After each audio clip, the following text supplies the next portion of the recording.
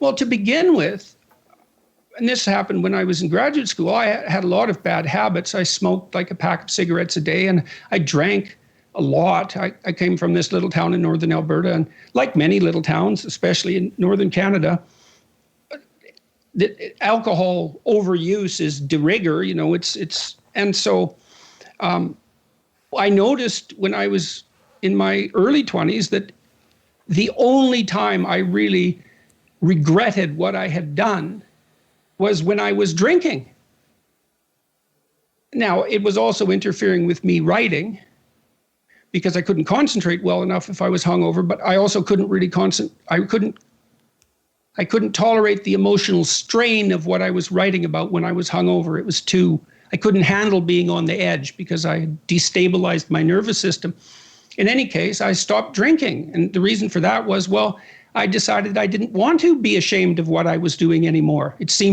I thought, well, maybe I could not do things that were shameful and then see what my life was like.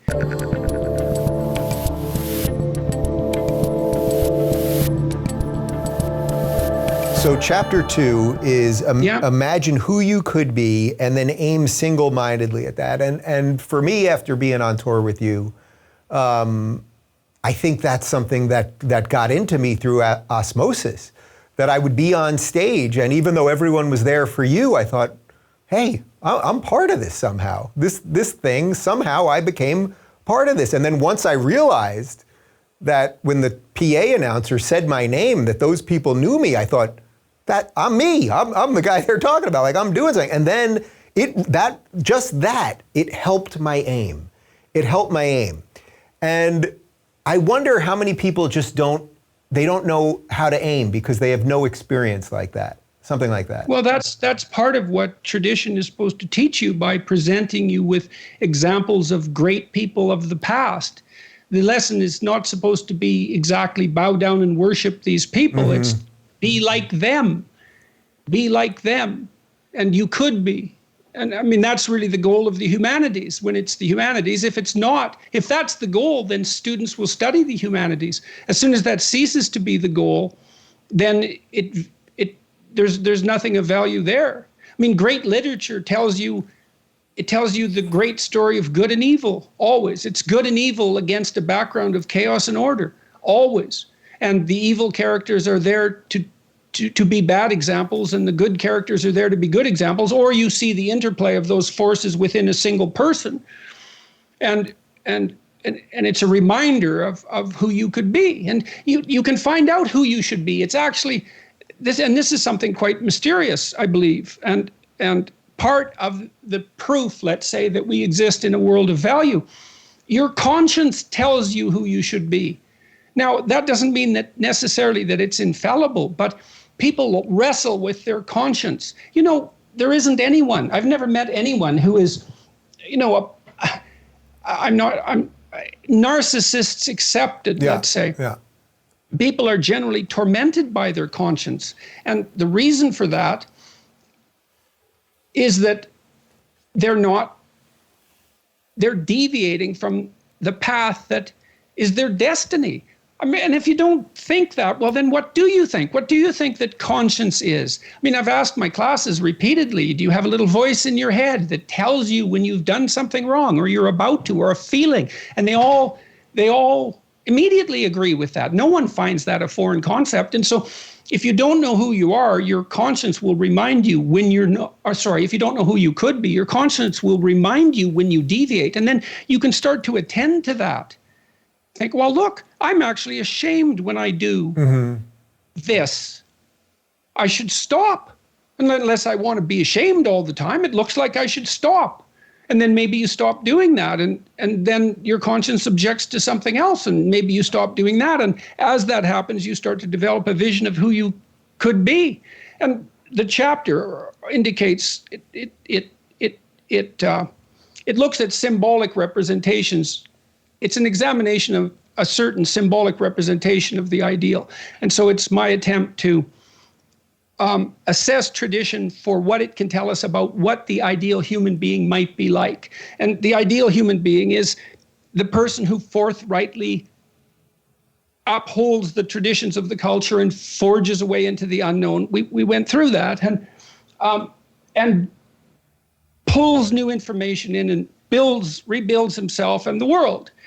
And that's who you could be. And now the difficulty comes in figuring out how to do that within the confines of your own life. So in some sense, that's how to bring the divine to earth. Mm-hmm. There's this divine pattern, but it's general.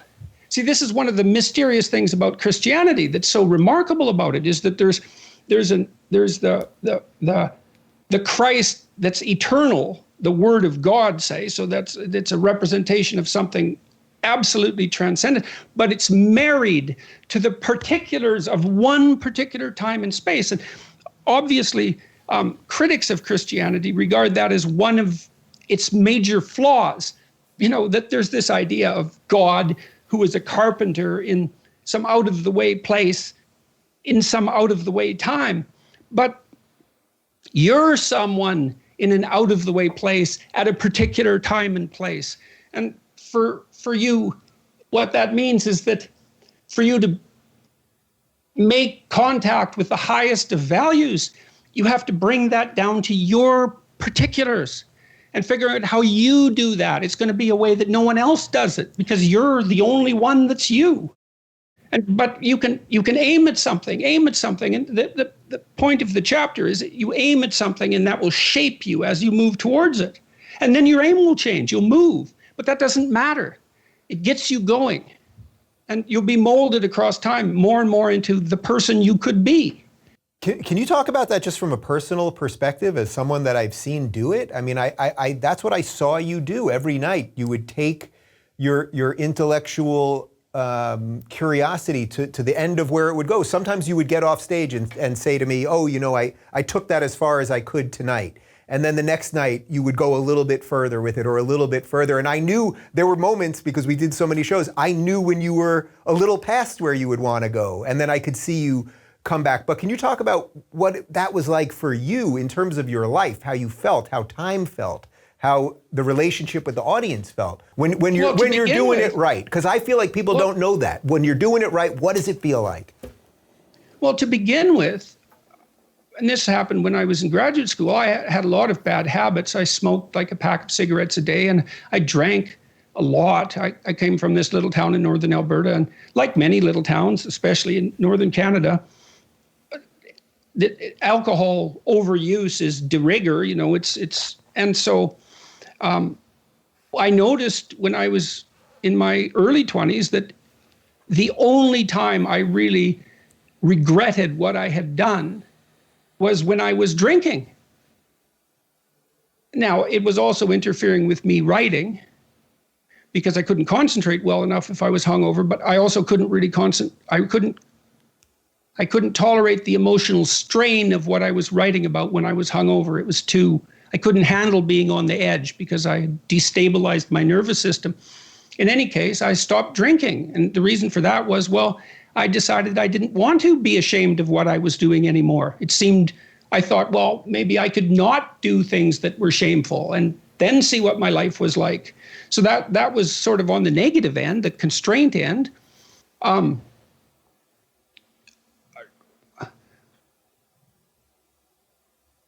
I think people get, on the more positive end, people get deeply involved in what they're doing if they're in the right place in the right time. So that I would say you can tell, this is the idea of heaven on earth to some degree.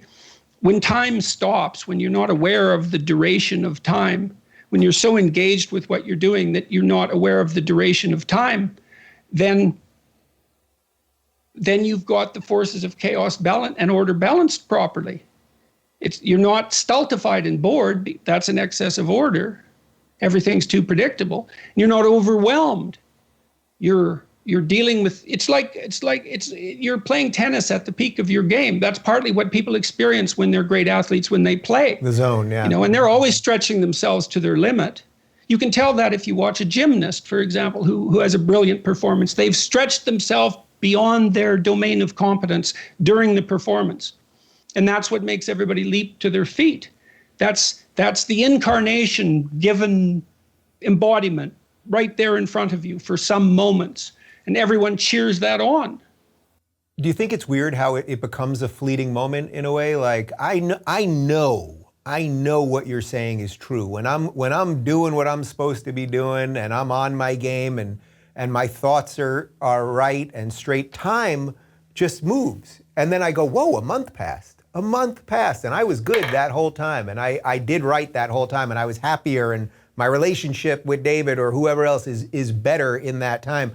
But that it becomes fleeting, in that suddenly you could have a great month and then suddenly something happens, chaos returns. Like it's that we almost forget that moment. You can't hold it. Well, it requires even to some degree some good fortune to maintain. I certainly haven't been able to do that while I was ill. And time, one of the consequences of my illness, whatever it was or is, was time dilation. Like days lasted weeks. It seemed like minutes lasted hours. And I mean that literally. And that was terrible. The weight of time. It's the weight of brute mortality. It's the weight of self-consciousness. And you escape that immersed properly. So, and that second chapter is a pretty practical chapter. It's like, well, if you're not who you want to be, then think about how you could be better. Take a chance, aim at that, work at it, and see what happens.